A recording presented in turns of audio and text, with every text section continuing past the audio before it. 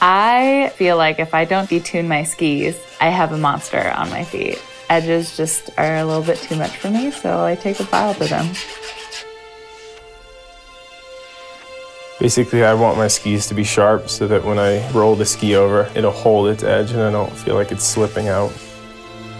Going into the games, we only have 3 spots, and our World Cup team right now is 7 guys. You certainly have to ski your best. For me, I wanted to go to the Winter Games. Now I'm on the cusp of just qualifying. It's really cool to be standing where I am in my sport.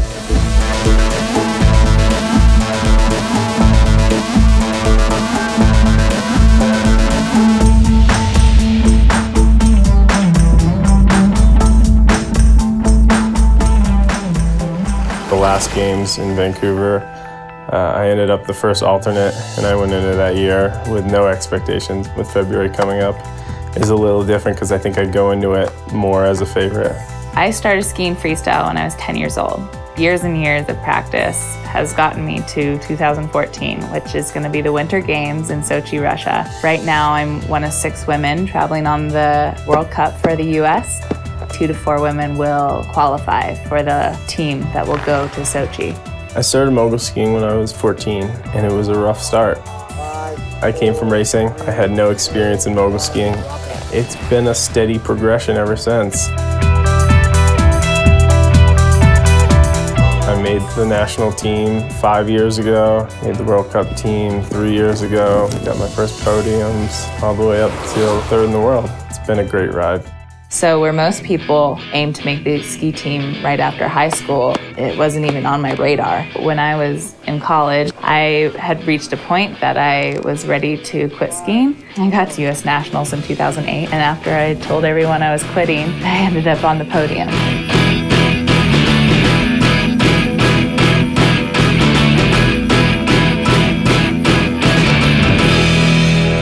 My passion for skiing is what drove me to graduate in 3.5 years, commit myself to skiing and see where that could bring me. I gave myself a 1-year limit. That 1 year, I got to the course every day and said, I'm gonna do X amount of top to bottoms and I'm gonna do this. And it was this mindset that I think set me apart and enabled me to make the team that year. Basically, a mogul course is a course that is about 250 to 270 meters long with 2 jumps throughout the course. The skiers ski a top section, hit 1 jump, land right back in the moguls, hit the bottom jump, and ski right through the finish. With speeds of 25 miles an hour into these tiny jumps, sending it 30 feet down the hill, landing right back into their turns, gaining their balance. What the judges are looking for, besides the huge airs and cool tricks that everybody's doing, they're looking at the turns. We're watching for the athlete's knees to come up to their chest. They're angulating in their boots, creating a nice carved turn. The scoring breakdown is your 25% air, 25% speed, and 50% turns. Casey's got all the tricks in the bag that you need from the girls to win an event. And I've watched her succeed in the sport of mogul skiing, going from a very young age all the way up to the World Cup level and hopefully Sochi. One of her signature tricks is her front flip. This is a trick you don't see very often at all from women skiers. Casey Oakley does front flips, and that is something you'll never see me do. Casey's gonna throw a front flip. You got it, Casey! 5, 4, 3, 2, 1, drop it.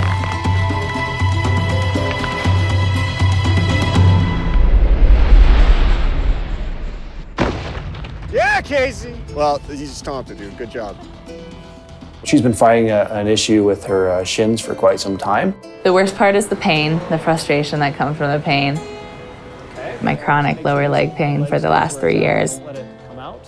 We've done tests on my nerves. We've gone through CAT scans to see if there's stress fractures. Finally opted to have surgery in the spring. I thought that would work, but it just wasn't the whole story. Staying on top of this injury is very important going into the competitive season. It's a battle to try and keep them healthy and let her ski continually, but it's a battle we're going to win. You push through it. You don't give up when you're this close to a dream. This is a full-time job. It's hours and upon hours in the gym and becoming strong. I think it's important for any athlete to know what their weaknesses are. The easiest way to improve is to improve your weaknesses. Yeah, do something sick. It's all about repetition, and repetition can drive you crazy, but you want to make sure everything is perfect. I've skied snowboard a bunch of times. If I get a day off and it's sunny and warm out, I want to get to the top of a mogul run and just force myself on speed and trying to find the best line and jumping from bump to bump. I just think that's the most fun. I think being a well-rounded skier helps any skier, you know, whether you're a racer, whether you're a backcountry skier, mogul skier, park skier. Bomber really has a passion for skiing. They want to enter all parts of skiing. So that's a powder ski, that's a mogul ski, that's a race ski, it's a park ski, it's an all-mountain ski. Bomber is a very unique company in the fact that they'll work with athletes and they'll work with the general public to make a ski that skier enjoys. Bomber is the first company that I've worked with that will really make modifications to the ski, the stiffness, the shape of the ski, to really get it dialed in, and I think that's a quality trait in a ski company.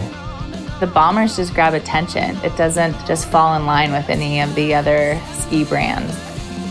It was just an awesome opportunity to understand what goes into making a ski and build a ski that really worked for my skiing. I just love riding them. You know that tons of effort goes into each pair of skis. It has the best core, it has the best metal, the top sheet, the edges, everything is made with care. There's so much precision and effort, and I think it's a beautifully made ski. Their willingness to work with each customer, each skier, is really second to none. Bomber is a high-end ski, designer ski. Mogul skiing is very structured when you're in it, when you're skiing, but there's always times where you're out of control or out of your comfort zone. And I think being a well-rounded skier and having good body awareness helps in those sort of less than ideal moments. Skiing at this point is just icing on the cake. I never knew I would get this far. It's full commitment to the sport at all points, and it's not just to do this and it's our job. You know, we're always driving to be the best, and that's what wakes us up the next day is, you know, we're ready to go and we want to do it again. To be this close to such an ultimate dream of going to the Winter Games. That's been maybe my biggest strength, is to sort of brush off the bad days and sometimes not take myself too seriously. Because in a sport of freestyle skiing, there's so many ups and downs that, you know, you're not always going to have good days. The athletes that can bounce back from the bad days are usually the strongest.